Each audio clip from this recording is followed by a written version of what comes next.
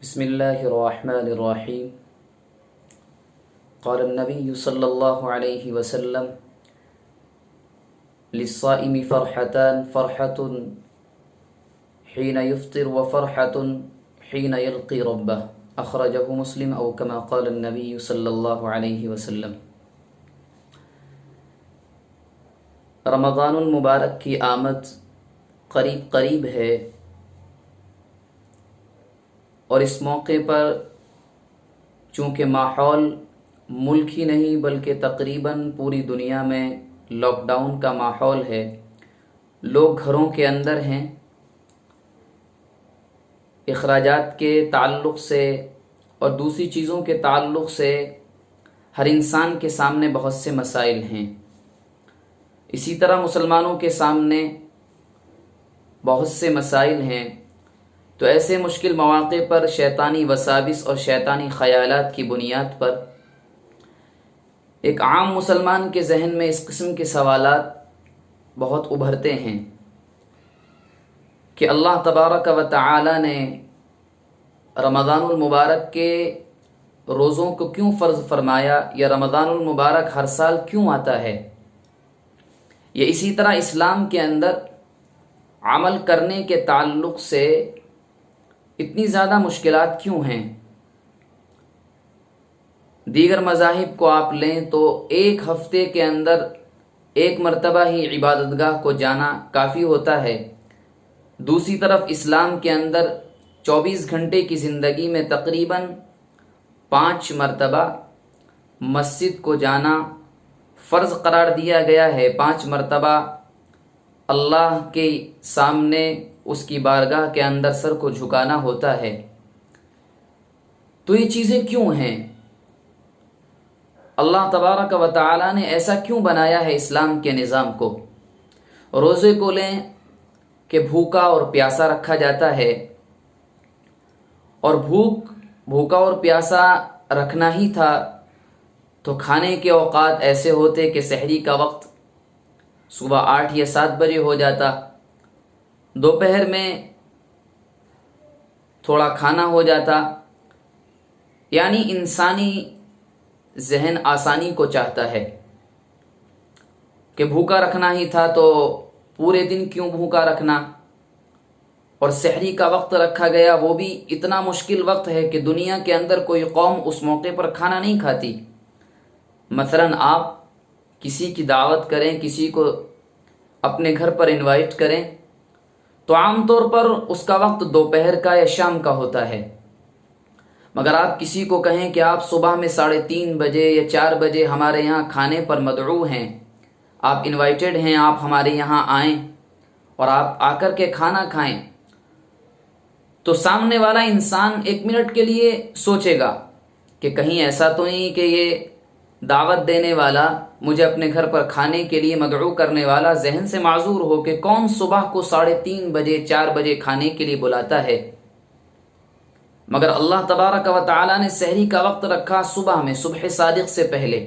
اور آگے چلیں کہ شام میں جب افطار کا وقت آتا ہے تو مکمل کھانے کی آزادی نہیں ہے، افطار کے ساتھ مغرب کی نماز کو رکھا گیا.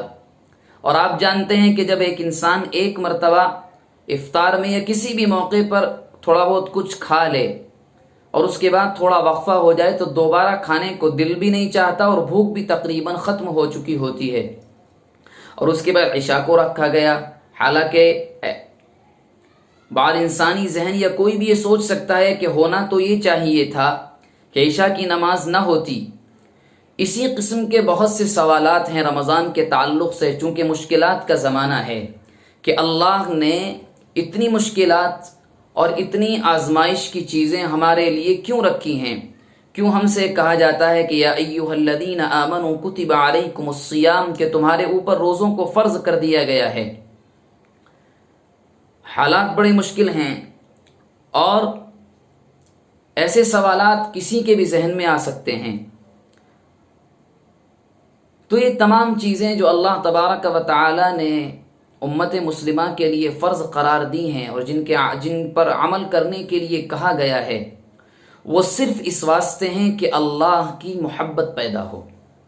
تمام کام نماز، روزہ، دین کا ہر عمل اسی واسطے ہے کہ مولا کی محبت اس کے بندے کے دل کے اندر پیدا ہو۔ وہ محبت صرف اس چیز کا نام نہیں ہے کہ کسی کے نام پر دو لقمے کھا لیے، کچھ پی لیا، کچھ مزے کی چیزیں کھا لی۔ محبت اس کا نام نہیں ہے، محبت قربانی کا نام ہے۔ اور اسی بنیاد پر علماء کی جانب سے کہا جاتا ہے کہ جس طرح ہر سال کے روزے آ رہے ہیں اور اب بھی آپ سے کہا جا رہا ہے کہ اب بھی رمضان کی آمد قریب ہے، گھبراہٹ میں نہ گھبرائیں، تکالیف اور مصیبتیں تو آئیں گی مگر خوشی سے روزے رکھیں۔ اپنے گھر کے اندر جو بچے میچیور ہو چکے ہیں، جو کچھ سنجیدہ ہو چکے ہیں، ان کو بھی روزے رکھوائیں۔ یہ بہت اچھا موقع ہے اور روزے رکھنا فرض قرار دیا گیا ہے، اور اللہ تبارک و تعالی کی جانب سے بہت سے وعدے کیے گئے ہیں۔ اللہ کے نبی علیہ الصلاۃ والسلام نے ارشاد فرمایا، للصائم فرحتان، روزے دار کے لیے دو خوشیاں ہیں، فرحت حین یفطر، پہلی خوشی تو یہ ہے کہ جب وہ مکمل پورے دن کی بھوک پیاس کے بعد تھکا ہارا، جب شام غروب آفتاب کا وقت ہوتا ہے، افطار کا وقت آتا ہے، تو اللہ کے نام پر افطار کرتا ہے۔ اللہم لک صمت وبک آمنت وعلیک توکلت وعلی رزقک افطرت۔ اس کو کھانے اور پینے کی خوشی جو ملتی ہے، خوشی تو وہ ہے۔ اور دوسری خوشی ارشاد فرمائی، وفرحۃ حین یلقی ربہ، اور بعض جگہ فرمایا عند لقاء ربی، جب کل کو وہ قیامت کے دن اللہ تبارک و تعالی سے ملے گا تو وہاں پر خوشی ہوگی۔ نبی کریم علیہ الصلاۃ والسلام سے روایت کیا جاتا ہے کہ آپ صلی اللہ علیہ وسلم جب افطار کر لیا کرتے تھے تو دعا پڑھتے تھے، ذهبت الظمأ وابتلت العروق وثبت الاجر ان شاء اللہ، کہ پیاس چلی گئی، ختم ہو گئی، اور رگیں تر ہو گئیں، اور اللہ کے یہاں اجر لکھا گیا۔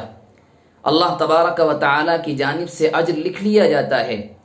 اور اسی طرح سے دنیاوی فوائد اگر آپ روزے اور رمضان کے لیں تو بہت سے ہیں۔ مثلا عام دنوں کے اندر آپ دیکھیں کہ گھروں کے اندر آج کل جو کھانے کا ماحول ہے وہ کتنا بد نظامی والا ہے کہ بچہ اسکول سے آیا، اس نے اپنی پلیٹ میں کھانا لیا اور وہ الگ جا کر بیٹھ کر کھانے لگا، یا گھر کا ذمہ دار باپ ہے، بھائی ہے، وہ آئے، انہوں نے اپنا کھانا لیا، اپنے روم میں گئے، وہاں کھانے لگے۔ مگر جب رمضان آتا ہے، گھر کے تمام مرد، تمام خواتین ایک ساتھ بیٹھ کر کے کھانا کھاتے ہیں، اور اس سے آگے بڑھ کر گھر کی خواتین جو محنت کرتی ہیں اس کی قدر دل کے اندر آتی ہے کہ اگر آپ افطار کے لیے دسترخوان پر بیٹھے ہوں اور آپ کی مطلوبہ چیز جس کو آپ دل سے چاہتے ہیں کہ مجھے افطار میں ملے، وہ آپ کو نہ ملے تو دل کے اندر کیا محسوس ہوتا ہے۔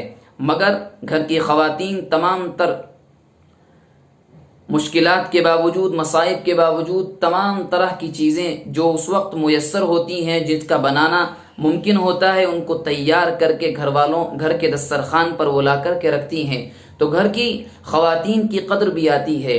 تو بہت سے فوائد دینی بھی ہیں، دنیا بھی ہیں۔ تو جب یہ رمضان المبارک کا موقع آئے، بس صرف اتنا یاد رکھیں کہ اللہ کی محبت کا موقع ہے، اللہ کی محبت کو لوٹ لینے کا موقع ہے، اور اللہ کی جانب سے اس مہینے کے اندر نعمتوں کی ایک بہار آ جاتی ہے، اور اللہ کی جانب سے عام طور پر بیش بہا معافی کے اعلان بھی کیے جاتے ہیں۔ اللہ تبارک و تعالی مجھے، آپ کو، ہم تمام کو عمل کی توفیق مرحمت فرمائے۔